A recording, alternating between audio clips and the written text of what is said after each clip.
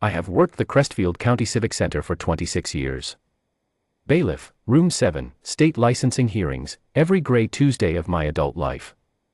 I have watched doctors lose their licenses for things that deserved losing. I have watched nurses sit in that chair and try not to show what it cost them. I thought I had seen everything a hearing room could do to a person. I was wrong. But I didn't know that yet when I unlocked the doors at 8:15 on a Tuesday in November and set the chairs straight and poured water into the pitcher nobody ever touches. She was already there. That was the first thing. The hearing didn't start until 9. Most people who are about to have their license stripped come in at 8:58, pale, their lawyers talking fast beside them. She had no lawyer. She'd filed a waiver of representation 3 weeks before, which the board's lead counsel, a man named Hargrove, had noted in his opening paperwork as evidence of her. He used the word instability. She had come in early, alone, set her bag under her chair, and folded her hands flat on the table in front of her like she was waiting for a bus. I noticed her hands. Steady. That's the word that came to me, not thinking of anything then, just noticing. She was younger than I'd expected, somewhere in her late 20s, scrubs traded for a plain dark blazer, dark hair pulled back clean. She looked at the table in front of her and she did not fidget once in the 45 minutes before the board filed in. Hargrove came in at 8:40 with 2 junior associates and a rolling cart of files. He sat up at the counsel's table across from her, and I watched him look at her once, just once, the way you look at furniture, and then turn away and not look at her again. The charge was straightforward, he'd told anyone who asked: billing irregularities at Crestfield Regional, a procedural complaint, a documentation discrepancy on 2 patient files. He had turned a billing dispute into a license revocation case and the board had let him schedule it, and that was the thing nobody in that room wanted to say out loud. Judge Merritt came in at 9 sharp. He was 3 years from retirement and he ran these hearings the way a man runs a meeting he wants finished by lunch, efficiently, without looking up from his papers more than necessary. He had a stack of documents to his left and a styrofoam cup of coffee to his right, and he called the hearing to order with the flat voice of a man who had already decided where the afternoon was going. Hargrove stood and began. He was good at what he did. He laid the documentation discrepancies out in a sequence that felt inevitable, each point following the last like a row of stones across water. She did not object. She sat with her hands flat on the table and she let him talk. I was standing at the back, the way I always stand, hands behind me, watching the room. I was thinking about nothing in particular, whether the coffee machine on the second floor was still broken, whether the rain outside was going to stop, when Judge Merritt picked up something from the pile to his left that was not in the official packet. He looked at it for a moment. Then he looked at it again. Hargrove was still talking.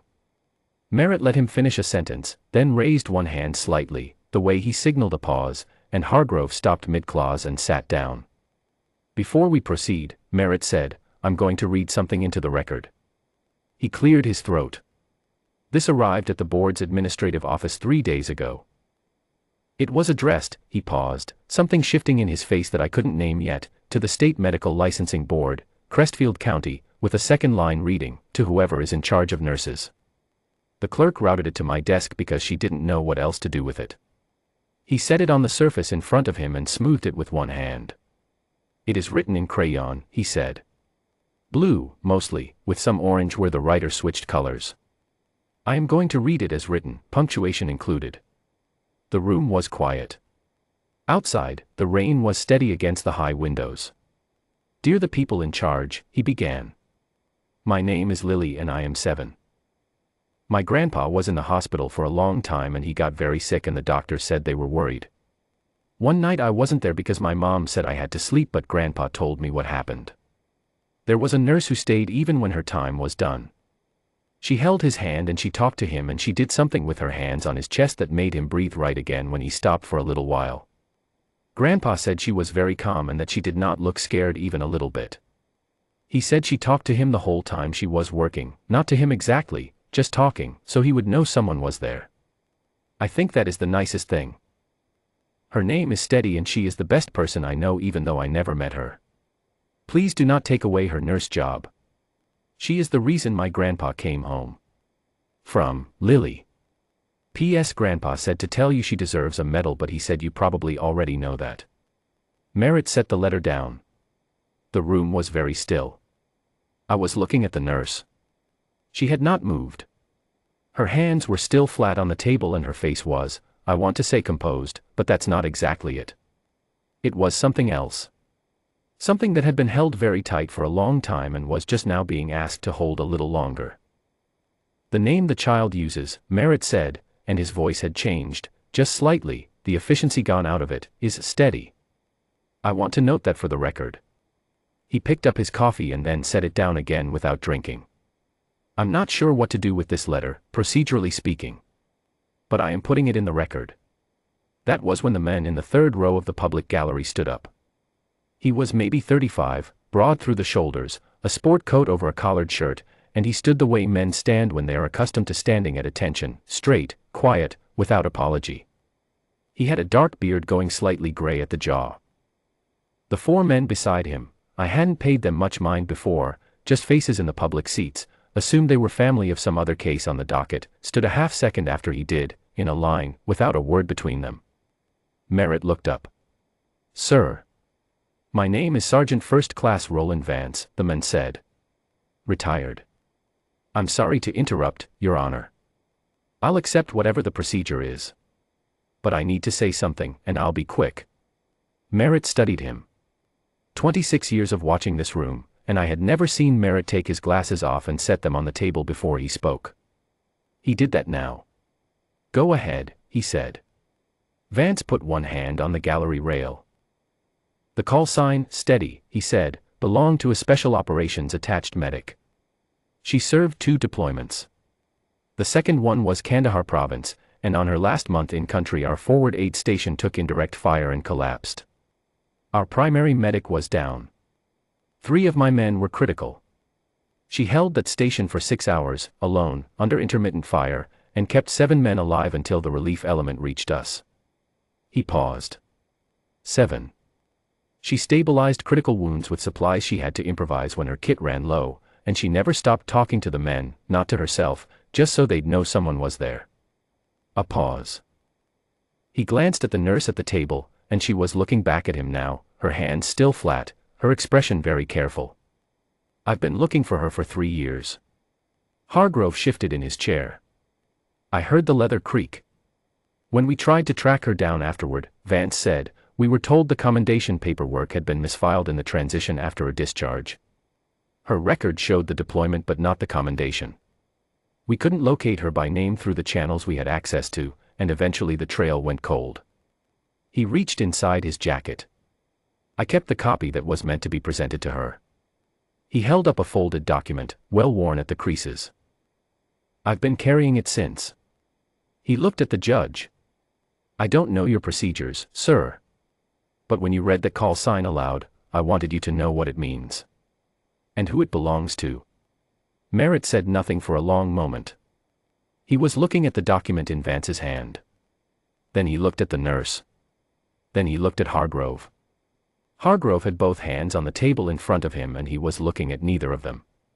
He was looking at a point in the middle distance, the way a man looks when he is recalibrating how a morning was supposed to go. Mr. Hargrove, Merritt said quietly. Is there anything in the billing documentation that you believe rises to the level of what I've just heard? Hargrove opened his mouth. Closed it. Your Honor, the procedural. I'm not asking about the procedure, Merritt said. I'm asking about the substance. The silence lasted 4 or 5 seconds. No, Your Honor, Hargrove said, finally, in a voice that had gone very flat. Merritt nodded once. He picked up his pen and made a notation on the sheet in front of him. This hearing is dismissed, he said. The complaint is withdrawn without prejudice to the respondent. The letter from Lily, and I heard something in the way he said the child's name, something careful, will be retained in the record as submitted. He looked up at Vance. Sergeant, I'd like your contact information. The board will want to ensure that documentation reaches the appropriate parties. Vance said, yes, sir, and that was all. I looked at the nurse. She was standing now, I hadn't seen her get up, and she was looking at Vance, and the 4 men standing beside him were looking at her. She said something to him, low, that I couldn't hear from where I stood. He stepped out of the gallery row and came down to the rail, and he put the folded commendation on the table in front of her. Not ceremoniously. Just set it there, the way you set something down that has been too long in your pocket. She looked at it. She put one hand on it, flat, the same way her hands had been flat on the table all morning. Vance said something back to her. I caught 3 words. He said, all 7 home. She closed her eyes for exactly 2 seconds. Opened them. Nodded once, the way she'd held herself all morning, steady, that word again, it kept coming back, and then she picked up her bag and the commendation and she walked to the door. Hargrove was already packing his rolling cart. He did not look up when she passed him. I held the door for her. It's what I do, 26 years, I hold the door. She stopped for a moment and looked at me, and there was something in her face that I don't have a clean word for. Not relief exactly. Something older than relief. Like a thing that had been carried a very long way had just been set down in the right place. Thank you, she said, for the door. I said, yes, ma'am. She went out into the hallway and the door closed behind her. I stood at the back of the room for a minute after everyone had filed out. The rain was still on the windows. Vance and his men were in the hallway. I could hear the low rumble of men talking, not the words, just the register of it. Judge Merritt was still at the bench, writing something, his glasses back on, his coffee untouched and cold. I thought about a 7-year-old girl with a blue crayon who wrote a letter to whoever is in charge, and sent it to the wrong address, and I thought about how some things that go to the wrong place somehow end up exactly where they needed to go. I have worked this courthouse for 26 years. I have stood in the back of that room for 1,000 hearings and I have held my face still through all of them, because that is the job, and the job is to be furniture that watches. I am not ashamed to tell you that when I finally walked out into the hallway, I had to stop at the window at the end of the corridor and look out at the rain for a while before I could go back to work. Some debts don't wait. Some of them walk into the building on their own, and they find the people they're owed to, and they get settled right there in the room where you least expected them to arrive. 7 men home. All 7. That's what he told her. I think about that on gray Tuesdays. I think I always will.